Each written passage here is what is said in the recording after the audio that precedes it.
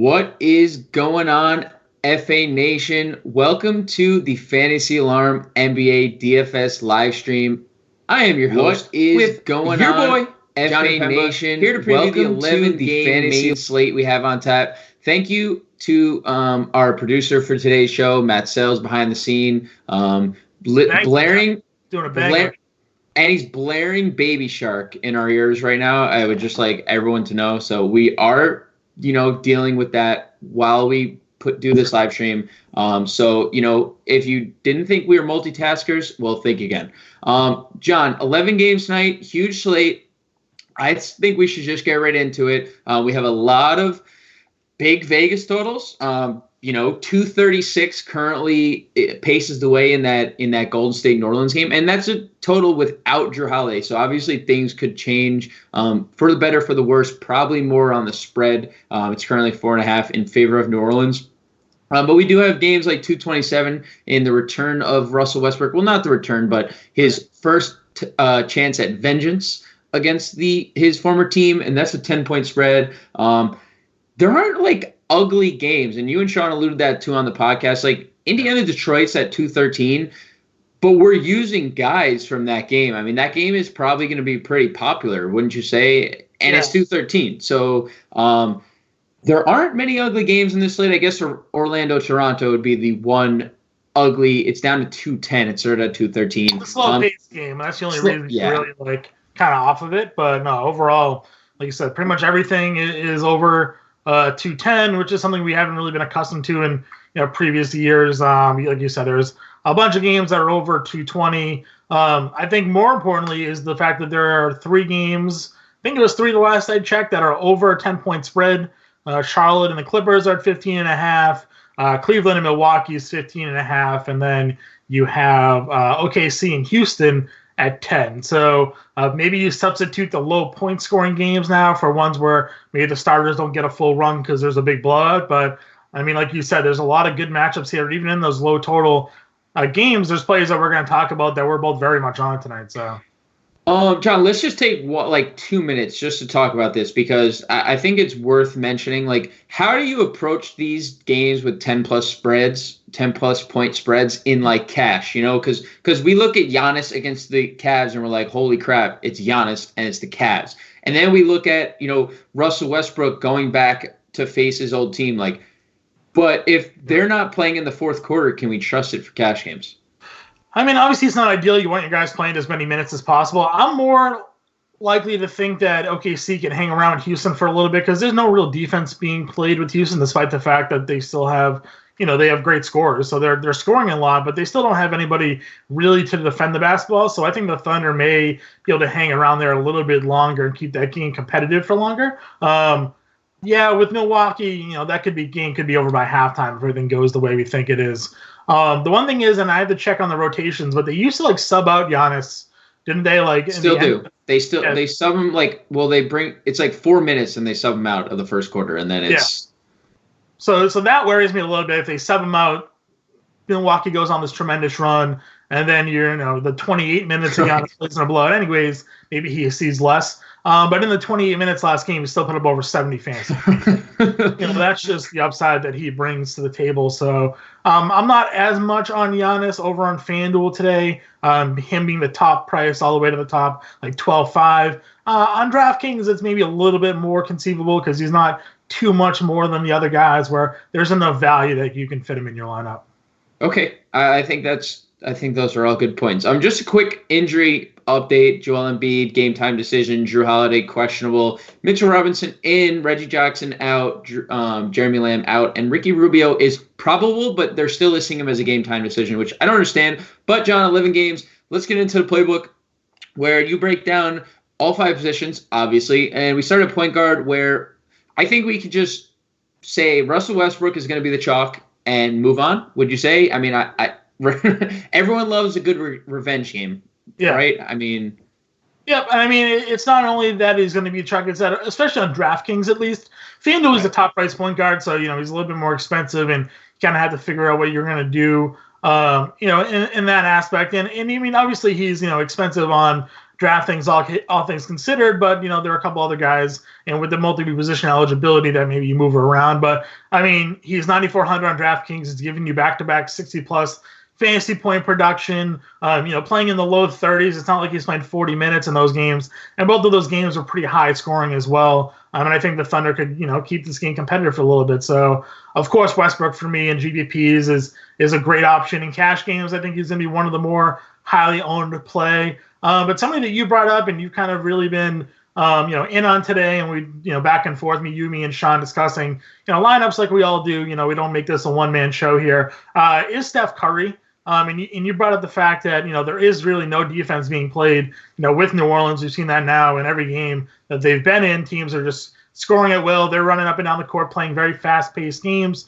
Curry is disappointed in 2 games so far this year. But this is just an absolute smash spot for him. As you mentioned, I think it's like a 230 game total as well, the highest on the slate. It's only a 4.5-point spread. So all those factors in together, I think in GPP is my top point guard is probably going to be Steph Curry. And I know, like you said, you were the one that really was high on him, and I'm looking further into it, and I agree with you. I think this is a really good spot for him in this spot here, matchup today. I mean, both are bottom 3 defenses, 236 game total. Both are top 10 in pace. And like there could potentially be no Jrue Holiday, so who's going to defend Steph Curry? It just lines up perfect for him and that game to really blow up. Let's talk about a couple other point guards.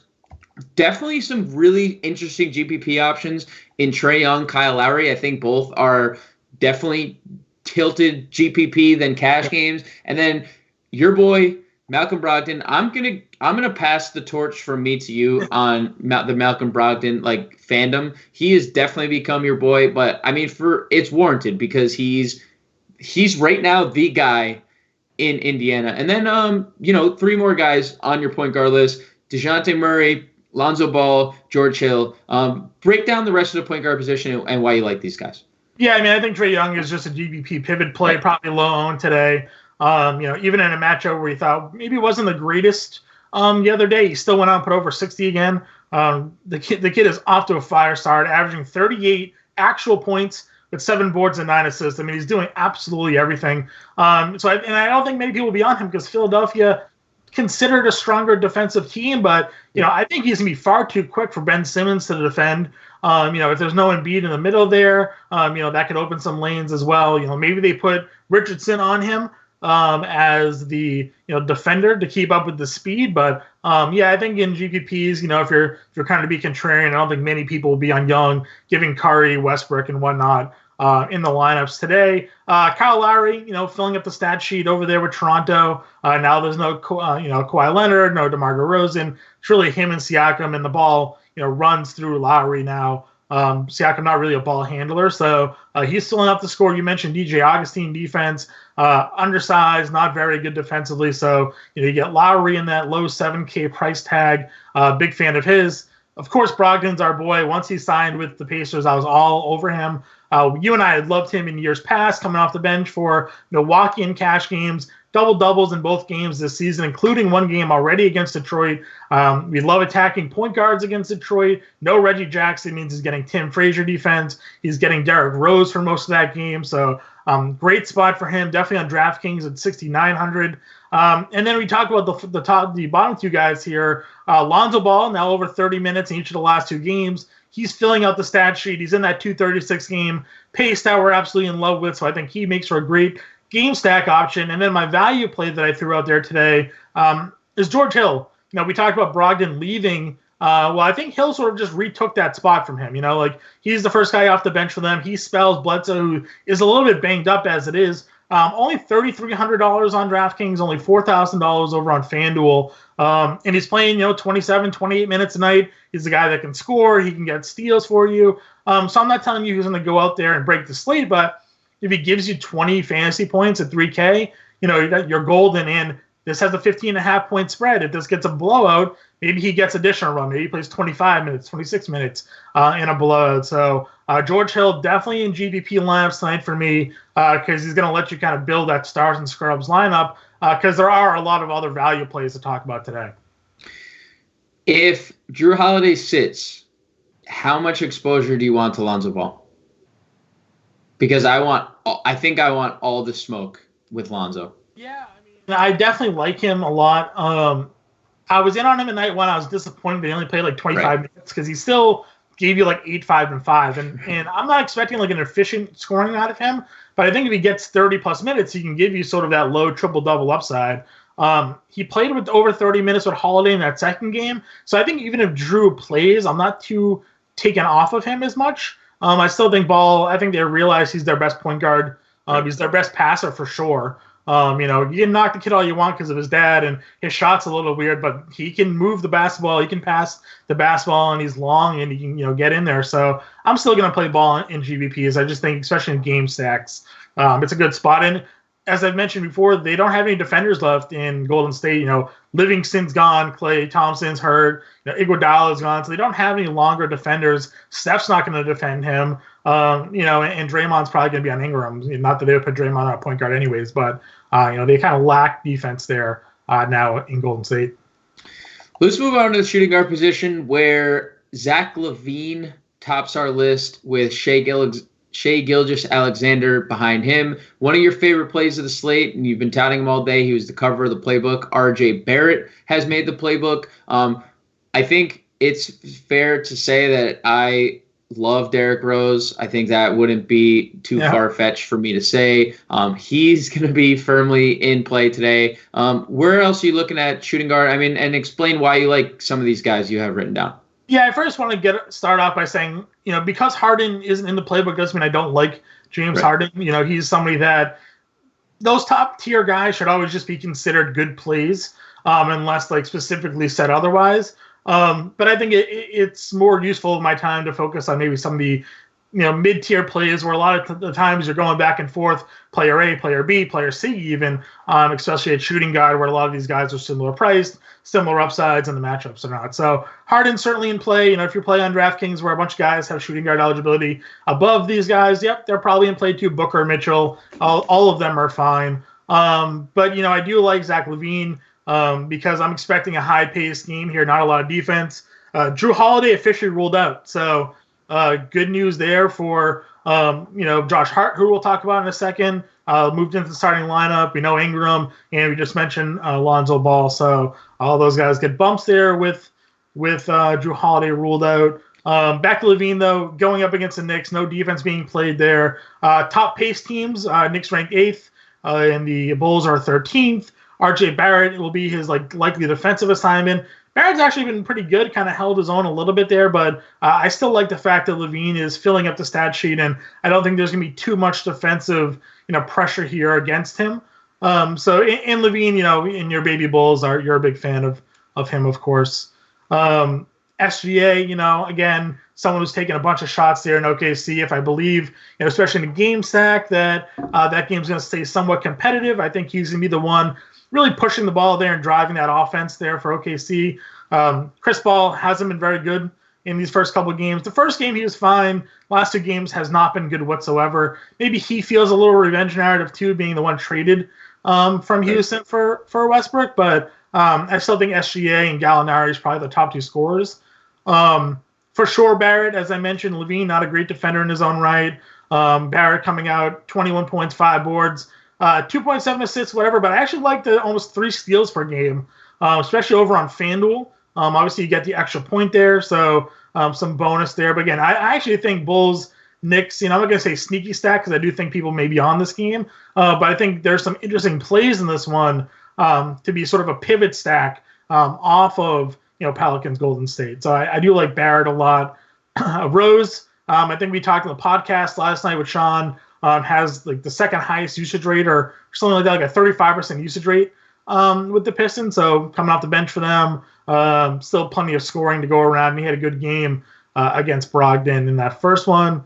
And Josh Hart, as I mentioned, finally got the price bump. 4,800 DraftKings, 58 on FanDuel, and really going, should get a big bump in usage, knowing there's no Drew Holiday and there's no real defense there with Golden State. Probably goes up against the Angelo Russell. I'm not going to really stuff him there. So I think you can get maybe close to another double-double type performance out of Hart tonight. I was actually going to ask you about D'Angelo Russell, knowing that Drew Holiday is out. I mean, he's 7,700 on DraftKings, so he's the same price as Zach LaVine. But I think, like you said, I don't think the Bulls, Knicks, I don't think that's too sneaky. Do you think Russell could be a pivot off of like someone like LaVine, considering they're the same price tag? Yeah, I mean, especially if you're in a game stack. Right. The one thing with Russell has been very inconsistent this year, and you know, I wonder if he fits yet with the way they run their offense. Right. You know, he was a player that succeeded with, you know, the offense and usage flowing through him, and now he's sort of giving some of that away, obviously to a better player, so for good reason. You know, so he fits in a game stack for me. He's not someone that has like a one-off pivot play that I would consider. You know, I want to see him kind of pop off first, and maybe, you know, that's a poor approach. You know, put him in your lineup if you're making 10 lineups, but if you're making one or two, he's probably not in it for me. All right, that's fine. Let's move on to small forward, where we've already touched on Giannis. We think he's a great play. He doesn't need a lot of time to pop off and give you 70 fantasy points. I think that's very apparent. Kawhi Leonard also in a big total. They unfortunately are the late night hammer, and they have a 10-plus spread. So I think he's firmly in play. I mean, he almost triple-doubled, went for 60 fantasy points. I think he's in a good spot. But Brandon Ingram, John. Brandon freaking Ingram has been a man on a mission this year, and this is the version that the Lakers got last year, or the Lakers had at the end of last year, and this is why the Pelicans made the trade. Is he just a lock and load in cash games today, in all formats, really, especially with Drew Holiday out? Yeah, I mean, especially with Drew Holiday out. Obviously, you know, in our subscriber chat, there have been some concerns, you know, with the fact that Draymond Green likely going to be his, you know, defensive assignment. But, I mean, there's just so much usage rate there. And Draymond himself, maybe even a little banged up. I know they got blown out the other day, but he's only played mid-20s both games. And I think Ingram can maybe be a little bit too athletic for him. You know, Draymond, I feel like, was always a product of the team around him a lot as well. Like, you think, you know, during his, you know, defensive player of the year, you know, seasons, you know, he had a big guy like Bogut standing behind him. He had a strong team in Clay and Iguodala. Like, he had a lot around him. I'm curious to see what Draymond now is sort of exposed as, you know, the number 3 guy on that team, essentially, with no Clay. So I'm going to keep going with Ingram until he shows me otherwise. I know you know, we talked about the podcast. You weren't really in on him the other day. You thought the matchup was going to be tough for him. To the face. And that didn't work out. We've all been there, though. We've all made calls that we certainly weren't sure about. But, I mean, the man is just, as we said, finished last year incredibly strong as like the featured go-to scorer with the Lakers. No Zion, that's translated tremendously now to the Pelicans. I'm buying in for sure. I mean, if you think about the matchups too that he's faced, and if you want to bring up matchups against Golden State, he's faced Pascal Siakam / OG Anunoby, both plus defenders. He's faced Porzingis in Dallas, who is a plus shot blocker, and he has faced PJ Tucker, who, again, I didn't play Ingram because I don't like playing people against PJ Tucker defense. So right now it doesn't matter about matchups. Tobias Harris, elite play if Joel Embiid sits. Kelly Oubre continues to smash, John, every single night. I mean, kind of like we expected. And then I see some interesting value down here. In OG Anunoby, Luke Kennard, and Kevin Knox. If you had to pick one in a GPP, I mean, if you wanted to rank these in terms of your favorite values, who would you pick? I would go with I think I would go with Anunoby on FanDuel over Kennard, because you get the steals and blocks kind of points, and Kennard being more reliant on sort of the outside 3-point shot, where maybe he favors a little bit better on FanDuel. Knox for me is only used in a game stack, though I do like his potential because he is shooting a lot, and, you know, again, fast-paced team, again, a game that's not expected to have too much defense there. So Knox is third for me. I think I'm going to go with Anunoby number 1 and Kennard number 2. So we have some breaking news. Derek Favors is sitting out tonight, and Jahlil Okafor is going to draw the start. I mean, I don't want to jump to center, but I think that's some pretty significant news that we should touch on.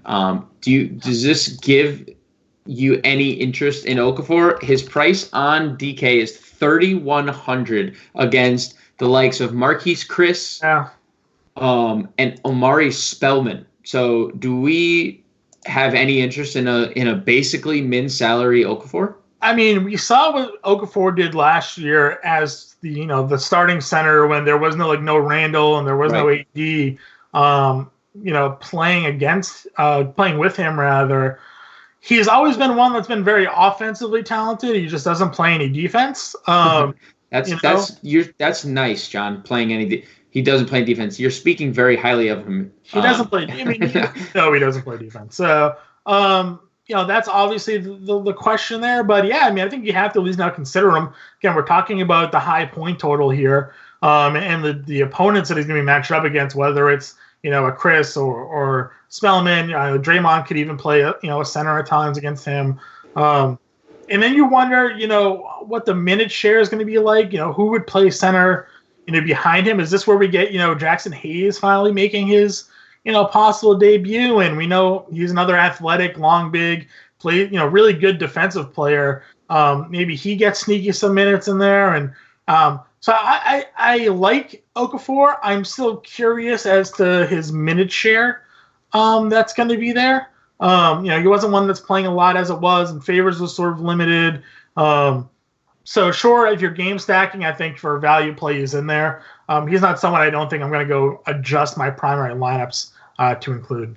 Just a note, in 24 starts last year, Jahlil Okafor averaged 26 minutes, 14 points, 7.5 rebounds. Just to throw it out there, I mean, 25 minutes, I don't think we should project because Derek Favors doesn't even play 25 minutes.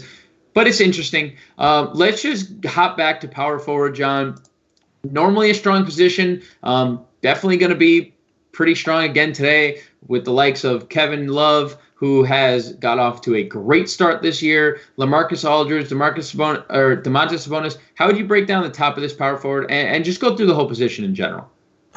Yeah, I mean, definitely. So, I mean, on FanDuel, I find this to be a tough position for me today because I want to pay up at other spots, or even the mid-tier at other spots is I feel a little bit better than what you're sort of stuck playing. So I think value over on FanDuel is where I tend to look. I did use like Marquise Chris, Frank Kaminsky, sort of $5,000, $3,800. Chris not in the playbook today, but as we've sort of discussed the slate a little bit more, he's definitely a viable option. I have no problem going ahead and using him for value. But like you said, as we go down there, I don't love it. Kevin Love's in there in the playbook today. Brook Lopez doesn't rebound at all, but he's going to be paired up with Giannis, and it's not the greatest spot from a Love when healthy has been very good. You get Lamarcus Aldridge, I think maybe is one of the better top price options today. But is he going to play center and get matched up against Whiteside, or is he going to play power forward and get matched up against Mario Hezonja or Anthony Tolliver or something like that? So that's a tough matchup that you have to sort of wary and consider about. Sabonis smashed this last game against Detroit, got matched up with Morris. I definitely think you can go back to the well with him. I want to know what's going on with Embiid because Al Horford is power forward eligible. Horford started at center the other day and just obliterated Detroit, going for 44 FanDuel points, 23, 9, and 5. That's a repeatable stat line for him. He's a guy that can get you boards, assists, and score points. Now he would go up against Atlanta with Alex Len and John Collins, who are very foul happy. Revenge narrative as well, possibility. So, waiting on this Embiid news to eventually come through could really help us out. Maybe going with Horford there. But like I said, for me, the power forward position isn't exactly my favorite today. It's a spot where I'm really looking to sort of find that value. DraftKings, it's a lot easier because a lot of guys are small forward, power forward eligible, or power forward center eligible, and you can kind of get creative with your lineups there. One other value play, I'll throw out there a couple, I guess. Hezonja, we think, is starting for Portland with Zach Collins ruled out. He's $3,300 and $3,600. And I have Ersin Ilyasova, sort of the similar thinking behind George Hill play. Ilyasova is already in their rotation. If there's blowout, maybe he sees more minutes. And he's a guy when he gets on the floor, he shoots He likes to be involved. He's only $3,200 on DraftKings. So, again, just a little cheapy play there. But for the most part, not in love with just sort of strict power forwards on FanDuel today. Mario Hezonja chalk has never led us down the wrong path, huh? Never. Yeah, never. I mean, we liked it better when he was Point Hezonja. That is true. Point Hezonja was something special, let me tell you. Point Hezonja was good for the Knicks last year, but other than that. We are being robbed of Point Hezonja in Portland. Couldn't have gone to a worse situation. Let's wrap it up at center, John. We've already talked about Jahlil Okafor. We're obviously waiting on Joel Embiid news. Nikola Jokic. I know he's not your favorite guy to play. He's definitely not your favorite guy to play. But he does have triple-double upside. He is their go-to scorer on nights that Jamal Murray takes off.